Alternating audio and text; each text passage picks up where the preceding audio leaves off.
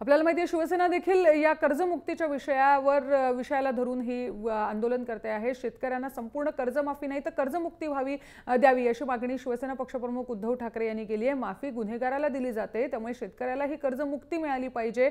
त्यांच्या मालाला योग्य हमीभाव देण्याची हमी सरकारने द्यावी अशी मागणी उद्धव ठाकरे यांनी केली आहे। संपूर्ण कर्जमुक्ती, मी कर्जमाफी हा शब्द वापरत नाही, कारण माफी ही अपराधाला किंवा गुन्हेगाराला दिली जाते। शेतकरी हा माझा अपराधी नाहीये, गुन्हेगार नाही। तो मरतो, कष्ट करतो, उन्हातानामध्ये संकटाचा म्हणजे नैसर्गिक संकट असेल, मग बाजारभावाचं संकट असेल, त्याचा सामना करत आपली जी काही कामं असतात तो करत असतो। एक कर्तव्य म्हणून ते काम करतो, म्हणून आपलं देखील कर्तव्य आहे की त्याच्यामागे ठाम उभं राहिलं पाहिजे।